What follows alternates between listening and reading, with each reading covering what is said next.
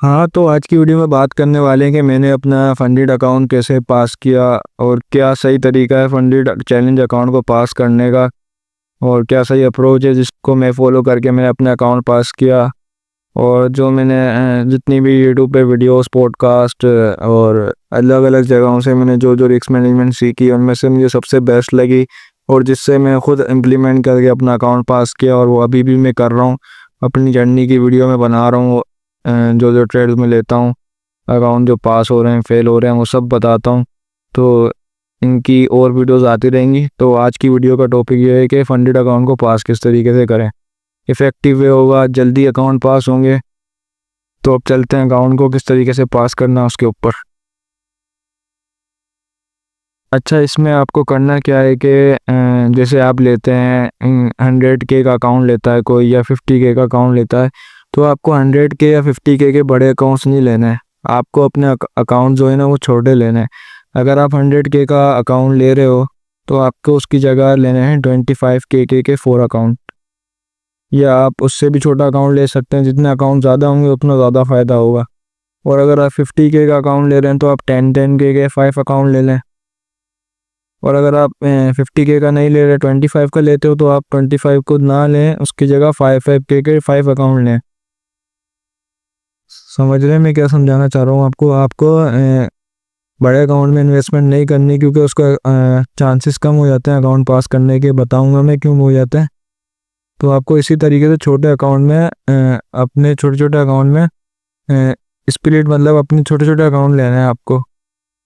For example, अगर आप 50K ले रहे थे तो उसके हिसाब से चलते हैं। जैसे अगर आप 50K ले रहे थे, 50K ले रहे थे, तो आपको अब लेना है फिर 10 के 5 अकाउंट।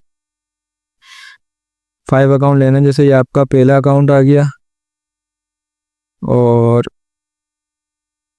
ये दूसरा, ये तीसरा। ये बहुत इफ़ेक्टिव वे है अकाउंट पास करने का। सबसे जो इफ़ेक्टिव मुझे वे लगा, जो सबसे अच्छा तरीका मुझे लगा अकाउंट पास करने का, वो ये। अब आपने 50K की जगह आपने ले लिए 10K के कितने अकाउंट, 5 अकाउंट।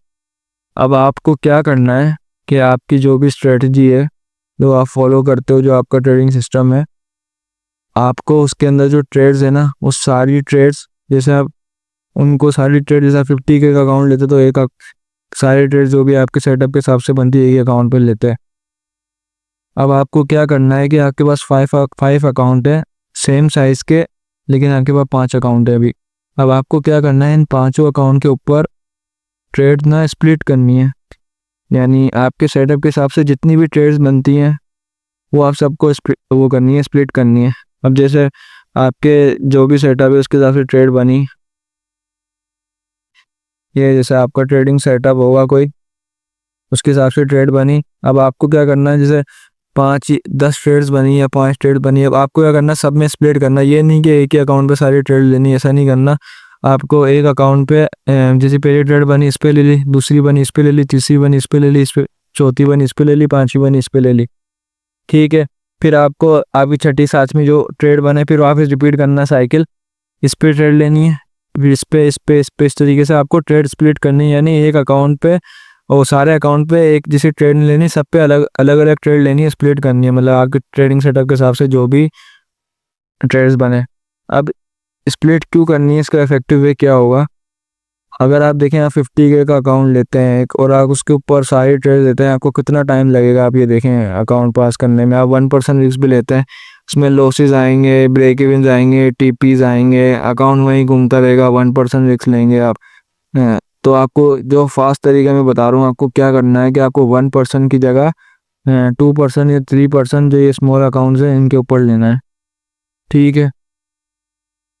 अगर आप तो थोड़ा कंजर्वेटिव चलते हैं तो 1% भी ले सकते हैं, कोई मसले वाली बात नहीं है।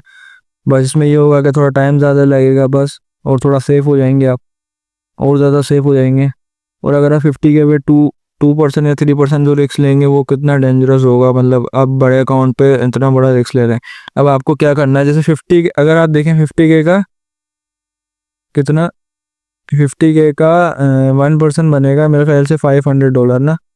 $500 बनेगा 50K का 1%। और अगर हम देखें 10K का, अगर आप फर्ज करें एक ट्रेड के ऊपर 2% रिस्क लेते हैं, 10K का 2% मेरे ख्याल से बन जाएगा ये $200। ठीक है, ये हो गया। अब देखें अगर आप 50K के अकाउंट पे 1% रिस्क लेते हैं तो आपका $500 बन रहा है, और 10K के ऊपर 2% रिस्क लेते हैं 200 बन रहा है। अब आप देखें रिस्क हम ज़्यादा नहीं ले रहे, उल्टा हम रिस्क कम ले रहे हैं। लगा आपको ज़्यादा रहा होगा, लेकिन हम उल्टा रिस्क $300 कम ले रहे हैं, और इससे हमारे चांसेस बढ़ जाएंगे अकाउंट पास करने के। अब वो किस तरीके से बढ़ेंगे वो मैं आपको बताता हूँ। अब जैसे ही आपके पास 5 अकाउंट है, आपने ट्रेड स्प्लिट करी। अब इसमें आपके ट्रेडिंग के सेटअप के हिसाब से कोई एक ऐसा अकाउंट होगा या कोई एक अकाउंट होगा जो फेल हो जाएगा, और बाकी 2 3 4 अकाउंट होंगे ना वो पास होंगे आपके। आप देखें जैसे तीसरा अकाउंट है, फर्ज करें आपने ये पहली ट्रेड ली, लॉस हुई, दूसरी ट्रेड ली, लॉस हुई, तीसरी ट्रेड ली, विन हो गई, चौथी ट्रेड ली, लॉस हो गई, पांचवी ट्रेड ली, लॉस हो गई। ये मैं बिल्कुल वर्स्ट केस सिनेरियो बता रहा हूँ। फिर विन हुई, विन हुई, ये विन हुई, ये आपके ये सारी विन हुई। इस तीसरे अकाउंट पे 2 ट्रेड विन आ गई, फिर ये लॉस हो गई, फिर ये विन हो गई, इस तरीके से हुआ। अब देखिए आपको आपके सेटअप के हिसाब से आपको तो पता नहीं है ना कि कौन सी विन होंगी या कौन सी लॉस होंगी। आपको सारी ट्रेड लेनी है। अगर आपको पता हो तो आप वो लो ही नहीं, जो आपको पता हो कि मेरे सेटअप के हिसाब से ये लॉस जाए हो गई ट्रेड, तो आप वो लो ही नहीं। तो ऐसे हमें पता नहीं होता ना, हमें ये पता होता है कि किस सीक्वेंस में विन होगी, कि लॉस लॉस लॉस विन होंगे या win loss loss win loss ऐसा होगा, या 2 दफ़ा लॉस 2 दफ़ा विन। सीक्वेंस हमें नहीं पता, बस हमें ये पता है कि हमारी स्ट्रेटजी का विन रेट क्या है, रिस्क रिवॉर्ड क्या है। ये आप लोगों को पता होना चाहिए, नहीं पता तो पता होना चाहिए। इसके ऊपर भी मैं वीडियोस लाऊंगा। अब आपको इंस्पिलेट करनी है ट्रेड्स। अब फर्ज करो कि आपके दूसरे तीसरे चौथे किसी भी अकाउंट के ऊपर 2-3 विन स्ट्रिक वाली ट्रेड चली गई, तो आपका अकाउंट पास हो गया। वो फेज़ 1 पास हो गया, फेज़ 2 भी पास हो गया। इनमें से कोई एक ऐसा अकाउंट होगा जिसपे सारी इत्तफाकन सारी ट्रेड लूजिंग वाली चली जाएंगी, या मोस्ट ऑफ द लॉसेस्ट ट्रेड एक अकाउंट पे चली जाएगी, वो अकाउंट बिलो हो जाएगा, बाकी आपके सेफ रहेंगे। आपके पास एक अकाउंट बिलो हुआ तो आपके पास 4 चांसेस होंगे अभी के जो दूसरे अकाउंट पास करने के, और आपने इनमें से 2-3 अकाउंट में पास कर लिया, इनमें से एक का पे आउट भी ले लिया, तो आपकी सारी चैलेंज फीस 2-3% निकाल के आपने पे आउट लिया, तो सारी चैलेंज फीस जितने भी आपने इन 500 चैलेंज में इन्वेस्ट की वो सारी निकल के आ जाएगी आपके पास, और उल्टा प्रॉफिट बना लेंगे आप। अगली दफ़ा पे आउट लेंगे, दूसरे अकाउंट पास हुआ है आपके उसमें से लेंगे। समझ आ रही है मैं क्या कह रहा हूँ? अगर आप 50K के एक ही अकाउंट पे 1% रिस्क लेके चलेंगे तो आपको टाइम भी काफ़ी लग जाएगा, और जो मैंने आपको इफेक्टिव वेब तरीका बताया इसमें आप जल्दी भी पास करेंगे और पे आउट भी जल्दी लेंगे, फंडेड फेज में जल्दी आ जाएंगे, और चांसेस भी आपके बढ़ जाएंगे। चांसेस कम नहीं हो रहे, रिस्क भी हम कम ले रहे हैं, लग ऐसा रहा है कि ज़्यादा ले रहे हैं। आपको मैंने समझा दिया क्यों लग रहा होगा आपको। अब आपको 2% वो 10K के हिसाब से, और आप जो 50 के हिसाब से 1% रिस्क ले रहे थे, इसको आप 1% भी रख सकते हैं, वो आपके ऊपर है जो जिस तरीके से आप करें। इसको आप 3% भी कर सकते हैं, और ये आपके रिस्क रिवॉर्ड पे भी डिपेंड करता है। क्या होगा, 1:2 है, 1:3 है, 1:3 है तो 2 ट्रेड लगेंगी, 1:2 है, कैलकुलेशन आप कर सकते हैं। ये इनमें से 2-3 अकाउंट तो आपके पास हो ही जाएंगे अगर आपके पास एज है मार्केट के अंदर। 1-2 फेल हो जाएंगे, 1-2 पास हो जाएंगे, 1-2 से पे आउट निकाल लोगे आप। इस तरीके से होगा, रिस्क भी कम हो जाएगा, आपके चांसेस बढ़ जाएंगे। एक अकाउंट को पास करने में 50K के और 10K के 5 अकाउंट को पास करने में किसके चांसेस ज़्यादा होंगे? जाहिर सी बात है, जो 5 अकाउंट में से 2-3 अकाउंट पास करने के ज़्यादा चांसेस होंगे एक के बदले।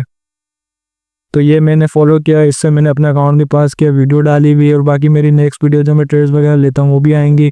पिछली वीडियोज़ नहीं देखी तो वो भी देखने